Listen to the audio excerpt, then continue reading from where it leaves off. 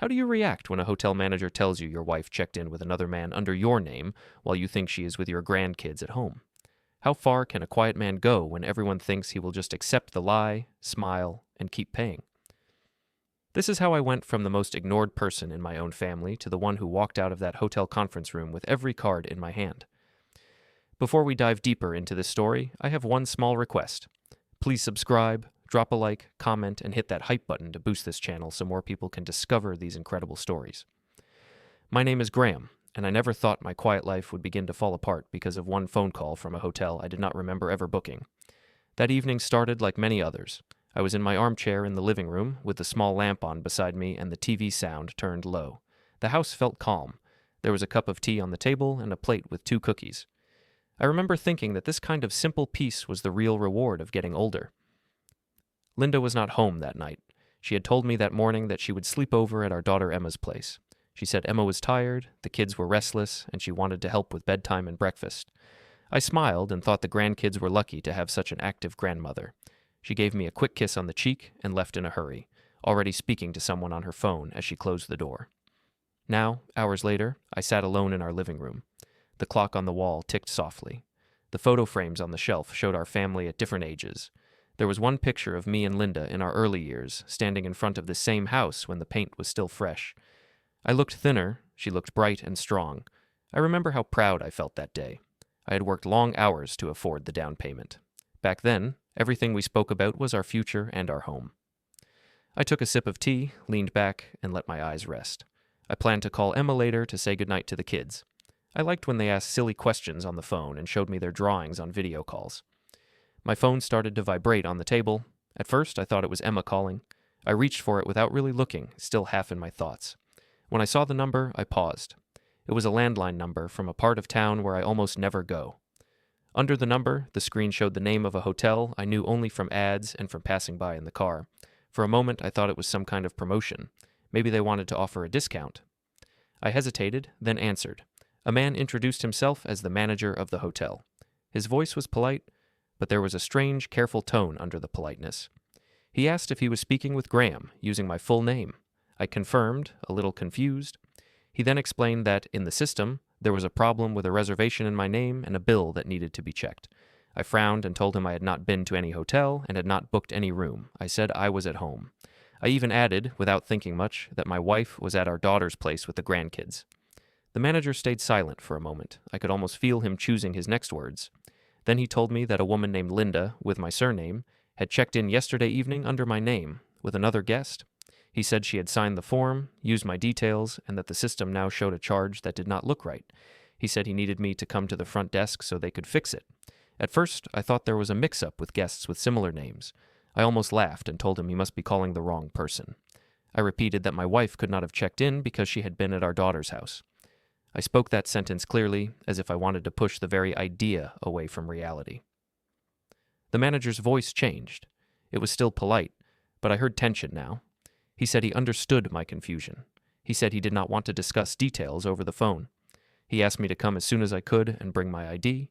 He added that he was very sorry and that he had not realized something important until that moment. When he said that, my chest felt tight. I asked what exactly he had realized. He did not answer directly. He repeated that it would be better if we talked in person and that it was about my name, the signature, and the record in the system. Then he asked again if I could come to the front desk right away. I sat there with the phone to my ear, staring at the family photo across from me. Linda was in the center of that picture, with the grandkids on her lap.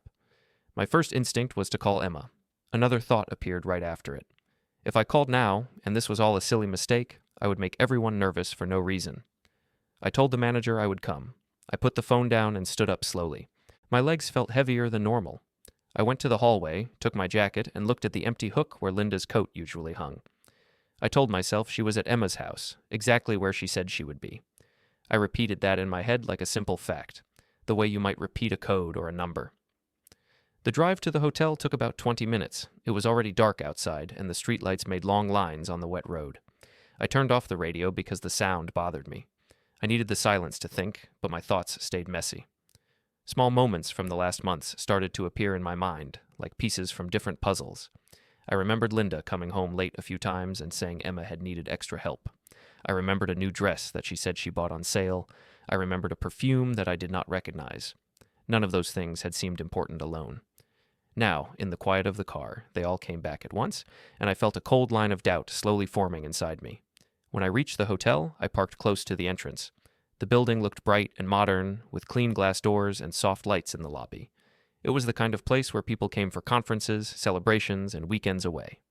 I walked in, feeling suddenly underdressed in my simple jacket and old shoes. Inside, the air smelled faintly of flowers and cleaning spray. There was quiet music playing somewhere, and a couple stood at one side of the lobby, laughing over a phone screen. The front desk was straight ahead, with a polished counter and a row of small lights behind it. The manager I had spoken to on the phone stood there, waiting. He recognized me at once. His eyes moved quickly over my face, then to the ID card in my hand. He checked the card, then the computer screen, and his expression grew careful again. He asked if we could speak in a lower voice and leaned slightly forward across the counter. He explained that a reservation had been made under my name, using my phone number and some of my information. He said a woman with my surname had arrived with a male guest and had checked in yesterday evening. He said she had signed the form and the card slip. He turned the monitor a little, and I could see my name and address on the screen. My mind tried to separate the facts from the picture in front of me. I repeated that my wife was supposed to be with our daughter, and that there must be a mistake. The manager met my eyes and said he understood why I felt that way, but the records were clear. He said he could not show me everything yet because of privacy rules, but that he was sure the situation was not normal. He added that he had not realized the problem until he saw my ID and understood that I clearly had no idea about the stay. He repeated that he was sorry. I noticed a small tremor at the edge of his voice. It was the sound of a person who knows he carries news that could change someone's life. He asked if my wife could have been at the hotel for some work reason, or maybe had needed a room for a friend or relative. I shook my head. Linda did not work. She helped with the grandkids, went to her social group, and met friends for lunch. There was no reason to book a room in secret. The manager asked if I would like to see the hallway where the room had been. I agreed, even though I had no idea what good it would do. He stepped out from behind the counter and led me to the elevators. On the way, I felt the eyes of the receptionist and a passing cleaner on my back. I knew they did not know the whole story, but I still felt small under their brief looks. We took the elevator up. The doors opened into a quiet hallway with soft carpet and closed doors on both sides. He walked ahead and stopped near one of the rooms. He said, in a low voice, that this was the room that had been occupied under my name. I stood there in front of the closed door, staring at the number.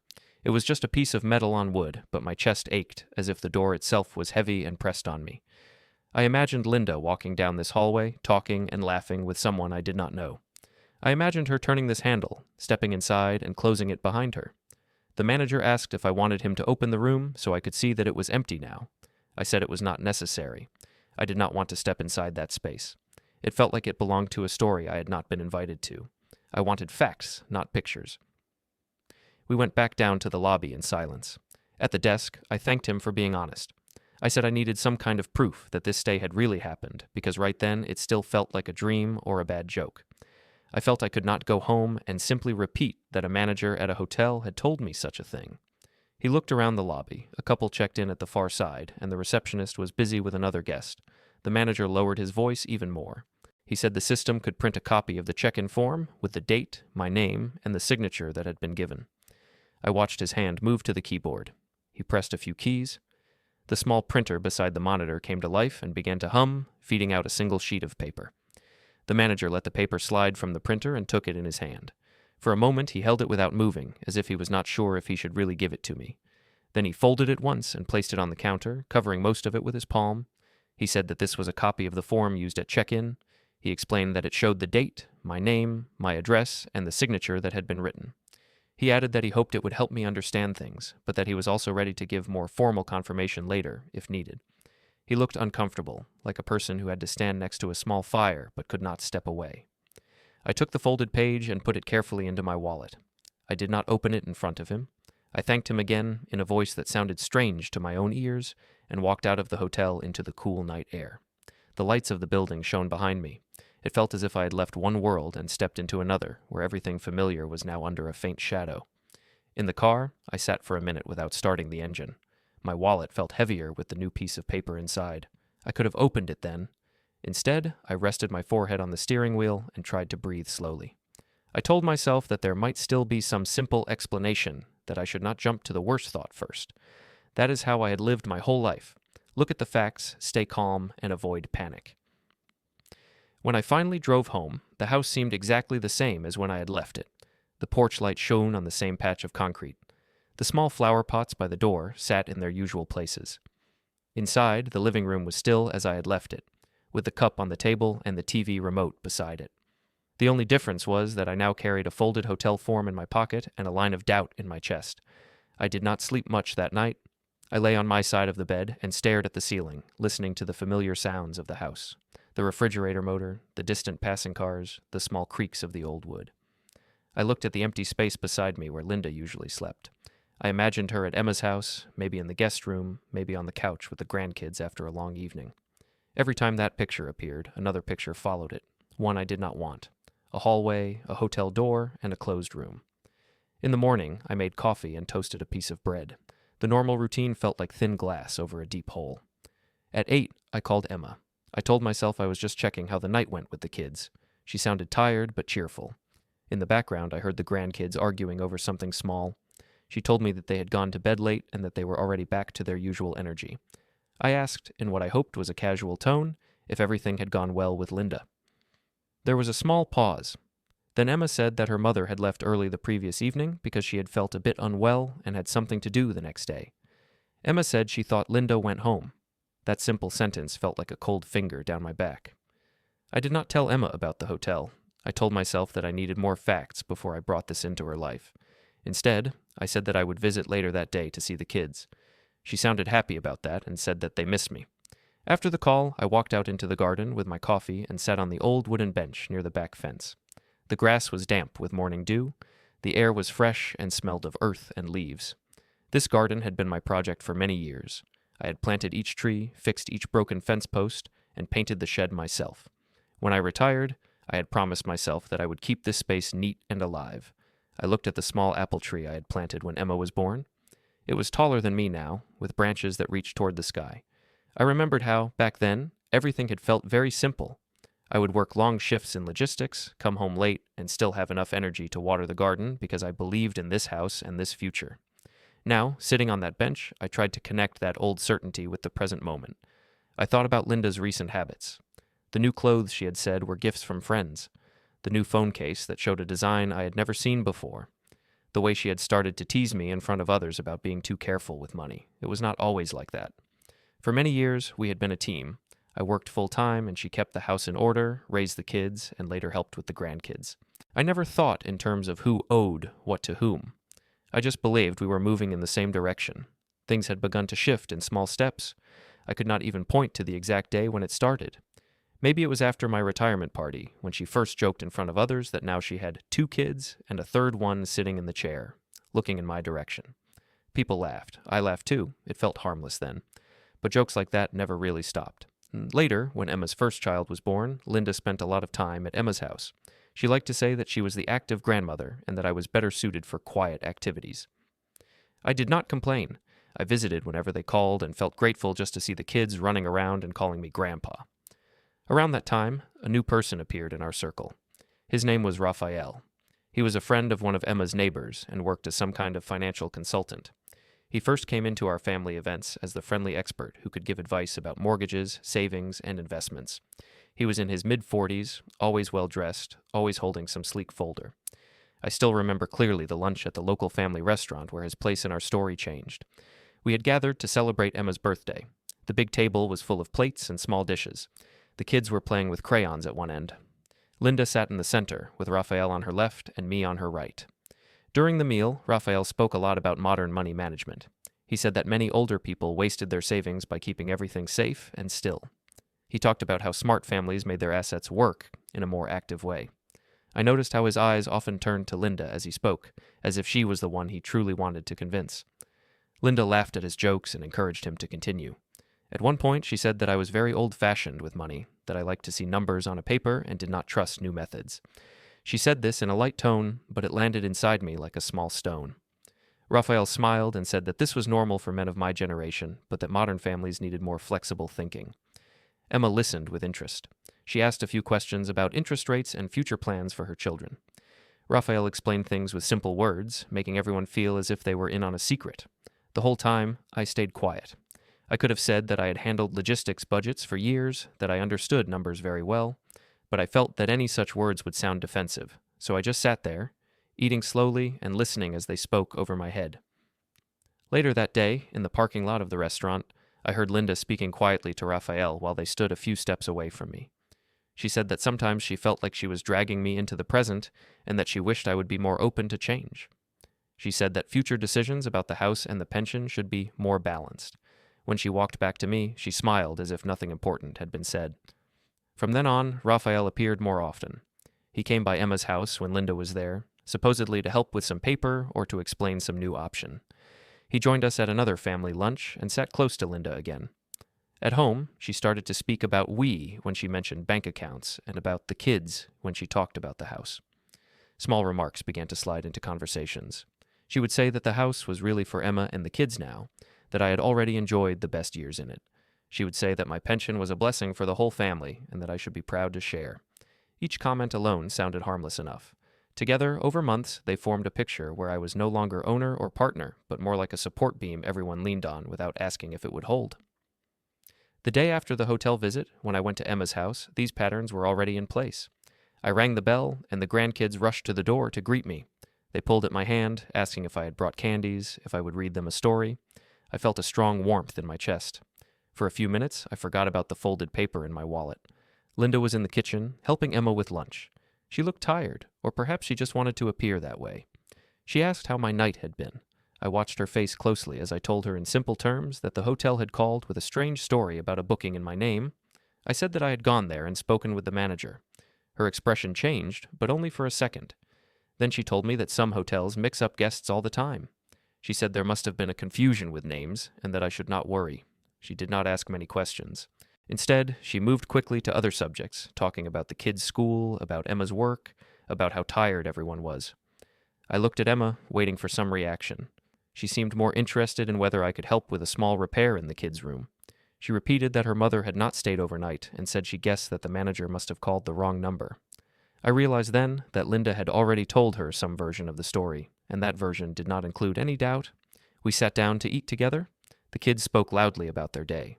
Emma tried to keep order at the table. Linda spoke about a new idea that Raphael had shared with her. She said that many couples moved older family members into smaller places once the children needed more space. She said that maybe, in the future, the big house would be too much for me anyway, and that a smaller apartment nearer to the center would be easier to manage. She said this as if she was just describing a general trend, but her eyes moved toward me for a moment, checking my reaction. Emma nodded and said that it would be nice for the kids to use the garden more and to make their own memories there. She did not say it in a cruel way. She just said it like it was obvious. I ate my food slowly and listened. I thought about the years of payments on the house, the nights when I came home exhausted and still went out into the garden to fix something. I thought about the way they spoke now, as if all of that work was just a stepping stone for their plans. When we finished lunch, Emma asked the kids to clear their plates. Linda started talking about the hotel again, this time in a lighter tone. She said that I always worried too much and that I should let things go. Emma laughed and said that they would handle anything complicated for me, since I was retired from life paperwork, as Linda called it. I smiled weakly. I knew that if I pushed back in that moment, the room would fill with tension and maybe the grandkids would start to cry. So I said very little. I told myself that I still did not know all the facts and that I had to move carefully. As I stood up from the table, little Mila tugged at my sleeve. She asked in a soft voice if the adults were planning to change the rooms at our house. She said she had heard her mother and grandmother talking about it. Then she asked if that meant I would have to leave my own room one day. Her question stayed in the air between us, sharp and clear, while the sound of dishes and adult conversation continued in the background. When Mila asked if I would have to leave my own room, I felt my throat tighten. Her voice was so soft that none of the adults at the table seemed to notice. For a second, I just looked at her serious little face, and I realized that even the children could feel that something was shifting. I knelt down beside her chair and told her that, for now, nothing was changing. I said that grown-ups sometimes talked about plans they did not fully understand themselves. She nodded, but I could see that she did not feel fully comforted. Children sense tension even when we try to hide it. On the drive home, her question echoed in my mind. Would I be forced out of my own house? Was that really what they were talking about when they said, for the kids and for the future? I had always believed that my work and savings would give my family security. I had never imagined that the same work could be used as a reason to push me to the edge. The house felt colder that evening. I went to my bedroom and opened the drawer where I kept my wallet. I took out the folded hotel form and placed it on the bed. For a long time, I just looked at it, as if the paper could change its shape if I waited long enough. Finally, I opened it. It was a simple form, the kind I had filled out many times in my working years when traveling, my full name at the top, my address under it, the date from the previous night, and at the bottom, a signature that looked almost like mine, but not quite. My hand has a small curve at the end of the last letter. The one on the paper was sharper, more rushed. It was familiar, but not in the way the manager believed. There was also a small note. 2 guests, no names, just that count. The form did not show faces. It did not record voices. It was mute, and still it shouted a truth I did not want to hear.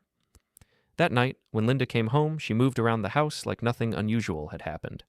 I heard her in the hallway, taking off her shoes, hanging up her coat. She called my name from the kitchen, asking if I had eaten. Her tone was calm, almost cheerful. I brought the form with me into the living room and placed it on the coffee table. When she came in and saw it, her eyes went straight to it. For a brief moment, there was pure recognition. Then, as if a switch flipped inside her, her expression changed. She asked what it was. I told her. I said the hotel manager had called. I explained that I had gone there, that I had spoken to him, that he had given me this copy. She walked closer, looked down at the paper, and then back at me. She said that hotels often made mistakes. She claimed that she had never signed anything like that. She said that maybe someone had used her name or mine, or that the staff had written it wrong. Her voice grew sharper as she spoke. She repeated that I always worried too much and made simple things complicated. I told her quietly that the manager had recognized her from the system. I said that he had seen her in person. She stared at me and asked if I trusted a stranger more than I trusted my own wife. The question was heavy and unfair, but it was well chosen. It placed me in a corner where any answer could be turned against me. She then said that if I started to question her loyalty, our whole marriage would fall apart. She asked if that was what I wanted. I felt myself shrinking under the pressure of her words. For decades, I had done everything I could to keep peace. Now that same habit was being used as a tool against me. Later that week, she asked if we could talk in the living room after dinner. She had a tidy folder with her. I recognized the style. It was the same kind Raphael always carried. She sat across from me at the coffee table and opened the folder. Inside, there were several pages with printed lines and blank spaces. She said that she and Raphael had been thinking about the future and that it was time to make things simpler for everyone.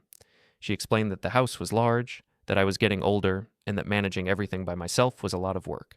She said it would be more practical if some things were officially in her hands.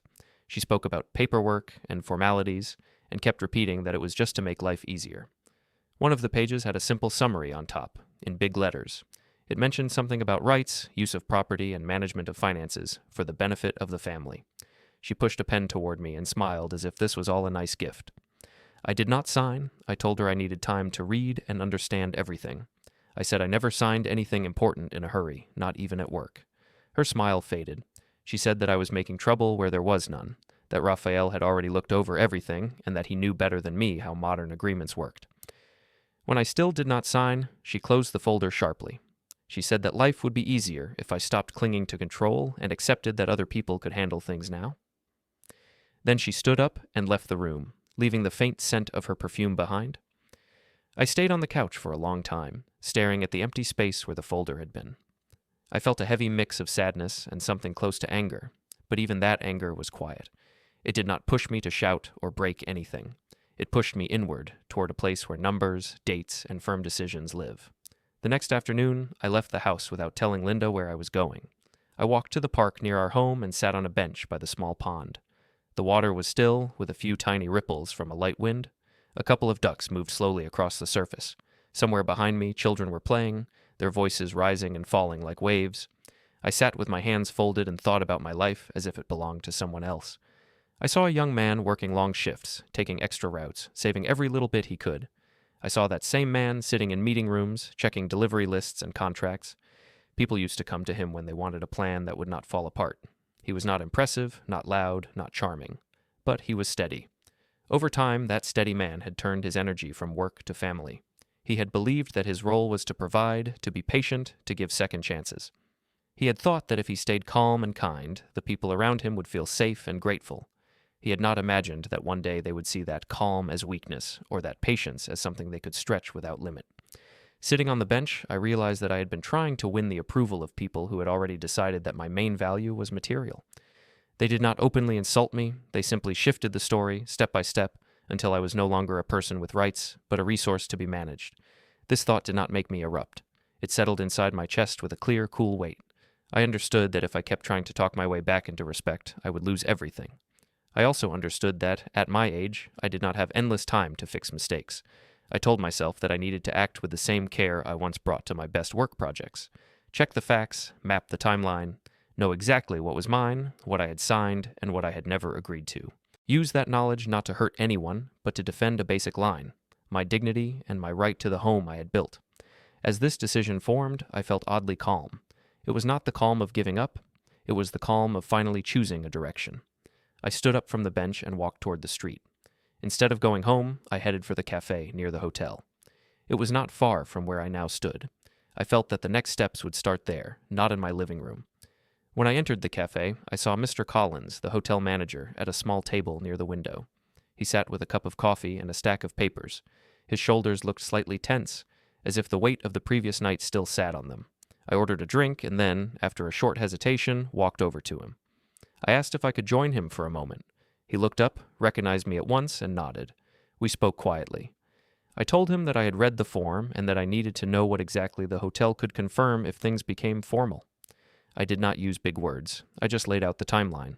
When he called me, when I came, what I saw on his screen. He listened and then said that the hotel kept records of check-ins, payments, and, in some cases, hallway cameras for safety.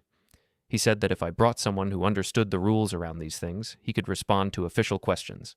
He made it clear that he did not want to take sides, but that he also did not want to be part of a lie. He did not show me any new documents. He did not break any rule, but his careful words told me something important. The story of that night did not live only in my memory. It lived in systems, in logs, in files that did not care about feelings. I thanked him and left the cafe. Outside, on the sidewalk, I took out my phone and scrolled through my contacts. The names passed under my thumb. Old coworkers, distant cousins, service numbers. Then I reached a name I had not called in a long time, Priya. Years ago, when I was still working, she had helped our company with contracts. She had always spoken to me with clear respect, even when others in the room ignored me. In my phone, next to her name, I had written law office in small letters. I stared at the screen for a few seconds. The old version of me would have put the phone back in his pocket and gone home to think some more. The new version, sitting inside this same body, pressed the call button. When she answered and said my name with surprise, I felt that a new part of the story had just begun. Priya sounded surprised when she heard my voice. She said that it had been a long time and asked if everything was all right. I told her that things were not all right, but that I did not want to explain everything over the phone. I asked if I could visit her office and talk in person. She said I could come the next day in the afternoon. When I ended the call, I felt a strange mix of fear and relief. Fear, because I knew that stepping into a law office meant that the situation was serious. Relief, because for the first time in this whole story, I was not just reacting. I was reaching for someone who could help me understand my position, not emotionally, but in clear terms. The next day, I put on a clean shirt and my old work jacket. On the way to Priya's office, I felt like I was driving to a job meeting again, not as an employee this time, but as a person who needed a plan. So her office was in a modest building near the center. The waiting area smelled of coffee and paper. When I entered her room, she stood up from behind her desk and greeted me with the same calm respect she had always shown in the past. She asked if I wanted tea or water. I said water would be fine. We sat opposite each other. I took the hotel form from my folder and placed it on the desk between us. I told her about the phone call from the manager, the visit to the hotel, the corridor, the closed door, the waiter's careful eyes. I told her how Linda reacted when I showed her the form, how she tried to shift the blame to mistakes and confusion. I told her about the folder with papers that Raphael had prepared and how I had refused to sign without understanding. She listened without interruption. She wrote a few notes, not many. When I finished, she asked clear questions. When I bought the house, whose name was on the deed? When I retired? What kind of pension I had? Whether I had ever signed any agreement that changed ownership. I answered as best I could. I explained that I bought the house before my marriage, that the deed was in my name, that I had never changed it. I said that most of my pension came from a stable company plan and a state part, and that some of it went into joint accounts for bills and family expenses. Priya leaned back slightly and said that, from what she was hearing, my position was stronger than I thought. She said that it was common for quiet people to assume they had less power than they actually did. She explained, in simple words, that property bought before marriage and kept in one name had protections. She said that my pension was also protected by certain rules. She did not promise miracles. She did not use big dramatic language. She simply told me that, legally speaking, I had more control than Linda and Raphael wanted me to believe. She also said that the hotel form was not just a piece of paper. It was a small part of a larger pattern, a record that could support my version of events if things reached a formal level. She advised me not to fight in the living room, but to quietly collect facts. She said I should gather all documents related to the house, my pension, and our accounts, and bring them to her. She said she would review them and help me see where I stood. She also gave me a calm warning. If the other side felt their plan was at risk, they might push harder in the short term. I left her office feeling heavier, but also more grounded. There was a path now, and it did not depend on shouting louder than anyone else. It depended on paper, dates, signatures, and clear steps. My next visit was to the bank. I made an appointment with a financial advisor and brought my folder with account statements. We sat in a small meeting room with glass walls. Outside, I could see people waiting in chairs and looking at their phones. Inside, the world shrank to numbers on a screen. The advisor asked how he could help. I told him that I wanted to understand how my pension and savings were currently set up. I said I needed to know which accounts were in my name only, which were joint, and what could be changed if I wished. He pulled up my file on his computer. He told me that some accounts were indeed joint, but that a significant part of my pension went into an account that required my explicit approval for any major changes. He explained the rules for withdrawals, transfers, and access. He spoke in a neutral tone, without judgment. I listened carefully. I asked simple questions. Could I adjust certain settings? Could I move some funds into a structure where only I had control while still using them for my basic needs? Could I separate emergency savings from shared everyday spending? He confirmed that, within the rules, this was possible.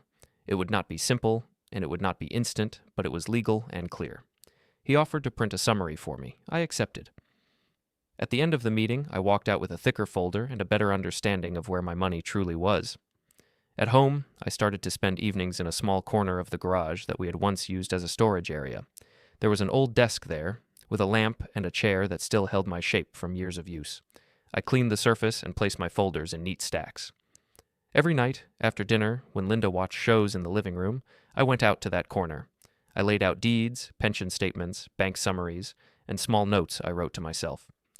I made a simple list with 3 columns: what we shared, what was mine, and what I was not yet sure about. The process was slow, but it calmed me. It reminded me of long nights in my old job, when I used to sort delivery routes and stock reports. I did not tell Linda about my visits to Priya or the bank. I did not brag about what I had learned. On the surface, I remained the same quiet man who made tea, took out the trash, and listened more than he spoke. That surface seemed to encourage her and Raphael. They became more open in their planning. One evening, I came back from the garage and heard their voices in the living room. Raphael was there, sitting comfortably on our couch, with another one of his structured folders on the table. Linda's tone was sharp and excited. She was speaking about timing and the right moment. Before I stepped fully into the room, I stayed in the hallway for a few seconds and listened. I heard her say that if they made a big move slowly, the family might resist. She said that a public moment, like a celebration or a brunch, would make it harder for me to refuse in front of everyone. Raphael seemed to agree. He said that group pressure could help, that people were more likely to go along with a decision when it was presented as something already agreed. I entered the room then. They both went quiet for a heartbeat. Raphael recovered first and smiled, asking how my day had been. Linda said that they were just talking about how to have more family time. She mentioned the idea of a hotel brunch, something special to show the children that we were all united. She said that the hotel where I had gone might be a good place since the manager already knew us. She spoke as if the previous events were a funny coincidence, not a source of deep pain. She said that we could invite Emma, the kids, and some relatives, and that it would be a good chance for me to say a few words about the future. I looked at the folder on the table. I did not ask to see inside. I simply nodded slowly and said that a brunch might be nice for the grandkids. Inside, I felt as if I was watching someone build a stage, not for me, but for their own plan. What they did not understand was that I had already started to set up my own quiet stage beside theirs. A few days later, I met Priya again in her office. By then, I had brought her copies of all important papers. She had reviewed them and prepared some suggestions. She laid out for me, in very direct terms, what I could do to protect my rights and to make sure that any changes in ownership or access would not happen without my clear consent. She spoke about structures and arrangements that would allow me to secure the house and my main funds in ways that could not be easily touched by sudden signatures or group pressure. She reminded me that the goal was not revenge, but protection. She said that staying passive would not bring peace, it would only make the eventual conflict worse. She asked if I was sure I wanted to move forward. I thought about the hotel hallway, the closed room door, the way Linda had spoken about my room as if it were a spare object to be reassigned. I thought about Mila's question at the table. I told Priya that I was sure. She then walked me through a series of steps. Some involved drafting new papers, some involved notifying certain institutions, some would only take effect if specific conditions were met. She explained everything in simple words, sometimes twice, until she was certain that I understood. We did not show the exact form of any document to the world. We simply prepared them. I signed where I needed to sign. I kept copies in my folder and a list in my notebook in the garage. As the date for the proposed hotel brunch approached, Linda became almost cheerful. She spoke often about how nice it would be to have the whole family together in a pretty place with good food and bright photos. She said that I would enjoy giving a little speech about how proud I was of my children and how much I trusted them with the future. Emma called me and said that her mother had told her I wanted to do something special. She sounded touched. She said that it would be good for the kids to see their grandfather honored. I heard no malice in her voice. She did not know the deeper layers. On the outside, it was a pleasant plan. On the inside, it was a trap. But this time, I would not go into the trap empty-handed. One evening, when I was in the garage reviewing my notes, my phone vibrated on the desk. I looked down and saw a notification. A new group chat had been created. The name flashed on the screen. Hotel Brunch for Dad. Linda had added me, Emma, Noah, and several relatives. There was a message from her already, full of bright words about a special day when, as she wrote, everything will finally change for the better. When I opened the group chat, the first thing I saw was a line of bright emojis. Linda had written that she was organizing a lovely brunch at the hotel to celebrate our wonderful father and grandfather. She said she wanted a day of unity and gratitude. She tagged Emma and Noah and some cousins, asking them to keep the date free. Emma replied first. She wrote that it sounded beautiful and that the kids would love it. She added a picture of Mila and Leo making a heart with their hands. Noah wrote that he would try to get the morning off work and that it would be good to see everyone. Other relatives added short, warm messages. They thanked Linda for planning everything. They said that I deserved it after all my years of work. They used words like honor, respect, and family. Reading those lines, I felt a strange, hollow feeling. On the screen, I was the center of the event. In reality, I knew I was supposed to be the centerpiece that would be moved on command. I did not write much in the chat. I said only that I was looking forward to seeing everyone. That was true. I was looking forward to seeing them, but not in the way they imagined. Over the next days, the chat filled with small plans. Emma asked about the menu. A cousin suggested a group photo at the end. Linda wrote that there would be a moment when I would give a short speech. She said she wanted a nice picture of me standing at the head of the table, talking about trust in the next generation. I noticed that she did not mention anything about papers or signatures in the chat. Those things were still meant to be private, handled quietly in the middle of the warm moment. That was her pattern. Use soft words and social pressure to push through hard changes. In the garage at night, I checked and rechecked my own preparations. On the old desk, I had my main folder from Priya. I did not open it often. I did not need to look at every detail over and over. I just needed to know that it was complete and that I understood its general shape. Next to it, I kept a smaller folder that I created myself. Inside were simple notes, written in big letters, one per page. Each note reminded me of a basic point I did not want to forget if emotions rose. One page said, "House in your name before marriage." Another said, "Pension rules, you decide, not them." A third said, "Goal, protect, not punish." Seeing those sentences in my own handwriting helped me stay steady. I also wrote 2 short paragraphs as a guide for what I might say at the brunch. I did not write a formal speech. I just wrote a few lines about truth, respect, and responsibility. I folded that small page and put it in my wallet, behind the hotel form. The 2 papers felt connected, even though one had come from a stranger and the other from my own pen. A few days before the brunch, I met Priya one last time in her office. She wanted to make sure I understood the latest steps. She told me that some key changes were already in place. Certain rights over the house had been clarified and recorded. Access to some of my funds had been adjusted. Some documents were ready to be used if needed. She reminded me that I did not have to show everything at once. I could decide how much to reveal and when. She asked me if I felt safe. I thought about that word. Safe. I said that I did not feel happy, but I felt prepared. She nodded and said that sometimes that was the best a person could ask for in a hard situation. Before I left, she gave me a slim folder with a few selected papers and a short summary in clear language. She told me to keep it close on the day of the brunch and to stay calm, no matter what anyone said. She repeated that my power came from facts, not from volume. On the morning of the event, I woke up earlier than usual. The house was quiet. Linda had already left for the hotel, saying she needed to check the arrangements. Her side of the wardrobe door was open. I could see the dress she had chosen the night before, no longer hanging there. The room felt like a stage before the audience arrives. I made coffee and sat at the kitchen table. The light outside was soft. I thought about turning on the radio, then decided against it. I wanted silence. I let my mind run through the important points one more time, like a pilot checking a list before takeoff. After breakfast, I went to the garage. I opened the drawer in the desk and took out the slim folder from Priya and my small note pages. I placed them together in a simple document envelope. Then I took my phone, checked that the main folder of photos and messages was backed up, and slid the phone into my jacket pocket. I also opened a recorder app and made sure it worked. I did not plan to announce that I was recording. I simply wanted my own memory supported by something objective.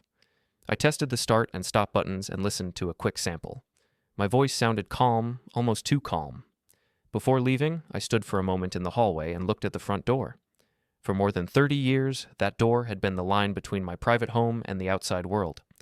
Now, for a short time, the real center of my life would move to a hotel conference room that was not mine at all. The thought was strange, but I accepted it. The drive to the hotel felt shorter this time. I knew the route well now. The building looked the same as on the first night. Clean glass, soft lights, a still surface. Only my understanding of what lay behind that surface had changed. I arrived earlier than the others. In the parking lot, I saw Mr. Collins standing near the staff entrance, speaking quietly with a colleague. When he noticed me, he walked over. He asked if I was ready. I told him I was as ready as I could be. He nodded and said that the conference room on the second floor had been prepared for the brunch. He also said, in a careful tone, that if anyone needed neutral information about the previous stay under my name, he could provide it if asked directly in a proper way. I thanked him. I knew that involving him in a family matter was not easy for him, but I also knew that his role was important. He was not a friend taking my side. He was a professional who had seen the records and could confirm facts without emotion. We walked to the entrance together. Inside, the lobby was brighter than on my first visit. It was daytime, and more guests were moving around. I saw families with small suitcases, business people with laptops, and a couple taking photos in front of a flower display. The front desk staff greeted us. One of them pointed toward the elevators and said that a private room had been set up for our event. I could already imagine the table with plates and glasses, the chairs arranged neatly, the small decorations meant to show warmth. I checked the time on my watch. There was still a little while before everyone was supposed to arrive. I told Mr. Collins that I would wait in the lobby until my family came. He returned to his work at the desk. I sat in a chair near a large plant and watched people come and go. In my pocket, I could feel the slight weight of the envelope with my documents. I rested my hand over it for a brief moment, like someone checking that a key is still in place. After a short time, I saw Emma walk in with the kids. Mila ran ahead, excited, and Leo followed, holding a small toy in his hand. Emma looked around until she saw me. Her face lit up. The children rushed over and hugged me. They asked if this was a fancy hotel and whether there would be juice and dessert. I smiled and told them that yes, there would be plenty of everything. I was not lying. There would be plenty of food, and there would also be more truth in that room than they were prepared for. Emma hugged me and said that she was glad I had agreed to this. She believed it was a sweet gesture from her mother. She said that lately she had been worried about tension and that it was good to see an event centered on kindness. Noah arrived next, a little out of breath, in a shirt that still had a store crease on the sleeve. He shook my hand and gave me a brief pat on the shoulder. He said he was sorry for not visiting more often and that work had been heavy. Relatives appeared one by one. There were exclamations, compliments about clothes, comments about how much the kids had grown. The noise in the lobby around us grew, but inside my own head there was a steady quiet. Finally, Linda walked in with Raphael at her side. She wore a carefully chosen dress and a bright smile. She greeted everyone warmly. She hugged the kids and kissed Emma on the cheek. She came to me last. She said that she hoped I was ready for a beautiful morning. She praised me loudly in front of the others, saying that I had always been the backbone of the family. She spoke as if she were already the one handing out honors. Raphael stood slightly behind her, carrying a folder under his arm. He greeted me with a friendly expression and asked if I was excited. His tone was light, but his eyes moved quickly, studying my face. I kept my own expression neutral. I said that I was glad everyone had come, and that I was ready to share a few words when the time was right. That was all. A staff member approached our group and announced that the room was prepared. She invited us to follow her. The relatives began to move toward the elevators, talking and laughing. Linda slipped her arm through mine as we walked, the way she had done many times in the past. The gesture felt both familiar and foreign. I let her hold on, but inside I no longer leaned on her for support. When we reached the second floor and stepped into the hallway, the staff member walked ahead to a set of double doors. She placed her hand on the handle, looked back at us with a polite smile, and then opened the doors wide, inviting everyone to take their seats inside. The conference room was bright and neat when we walked in. A long table stood in the center, covered with a white cloth. Plates, glasses, and cutlery were lined up in careful rows. At one end, there was a small arrangement of flowers. Along one wall stood a buffet with warm dishes and trays of fruit and pastries. Everyone spread out, choosing seats. The kids rushed to the side where they could see the window. Emma tried to keep them from touching everything at once. Noah took a chair a little away from the center, near some cousins. Relatives chatted about the food and the view. The whole scene looked like a picture from a brochure about happy family gatherings. Linda moved to the head of the table with a natural sense of ownership. Raphael stayed close to her, placing his folder on the table where it would be within reach. I sat on the opposite side, close enough to see everything, but not in the position she had expected for me. Staff brought coffee and juice. People filled their plates and started to eat. For a few minutes, the room sounded like a normal brunch, clinking cups, soft talk, faint background music coming from a speaker in the corner. Then Linda cleared her throat in a way that drew attention without needing any words. The conversation at the table slowly faded. She stood up, rested one hand lightly on the back of her chair, and smiled at me. She began to speak about me. She used warm phrases about my hard work over the years, about how I had always put the family first, about how I had built a solid base for everyone.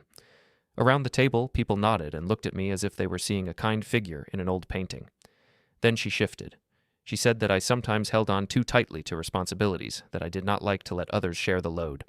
She suggested that the time had come to officially trust the next generation with more control. She spoke about unity and future planning. She gestured lightly toward Raphael, explaining that he had helped prepare some clear and simple papers that would make everything easier for everyone. As she spoke, she opened the folder in front of her and took out a small stack of documents. She placed them on the table and said that later, at the right moment, we could all share a special step together. I could see some relatives look at the papers with polite curiosity, not yet understanding what they represented. When she finished, people clapped. The sound felt thin to me, as if it came from another room. She then turned toward me and said that it would be nice if I said a few words as well, since this day was in my honor. She sat down and waited, expecting something gentle and grateful that would lead naturally into a quiet signing. I stood up slowly. My legs felt steady.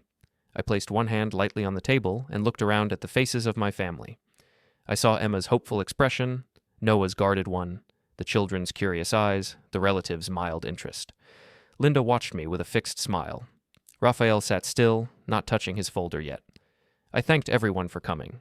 I said that I was touched that they had made time to be here. I kept my voice low but clear, the same tone I used many years ago when guiding a team through a difficult schedule. Then I said that, before I talked about trust in the future, I needed to speak about truth in the present.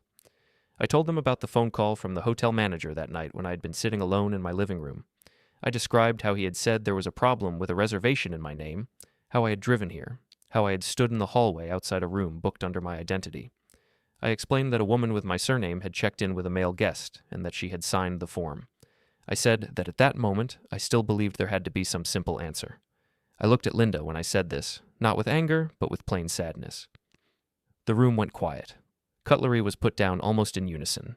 Some relatives looked from me to Linda and back again, as if they were watching a ball in slow motion. I said that I had not wanted to jump to conclusions, so I had taken the copy of the check-in form that the manager gave me. I told them that I had read it at home, that I had shown it to Linda, and that her reaction had been to blame mistakes and confusion. I added that I had remained silent for a while because I did not want to believe what the evidence suggested. Then I turned slightly toward the door. I said that, to avoid turning this into a matter of opinion, I had asked the hotel manager to be available if needed. At those words, Mr. Collins, who had been standing quietly near the entrance, took a step forward. I introduced him simply as the manager who had called me. I asked in front of everyone if he could confirm one thing, whether the hotel's records showed a stay under my name on that night, with Linda as the main guest and another adult registered with her.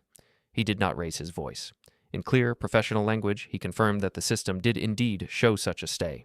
He said that a woman with Linda's details had checked in, that she had signed the form, and that the reservation had been for 2 adults in the room. The silence in the conference room grew heavier.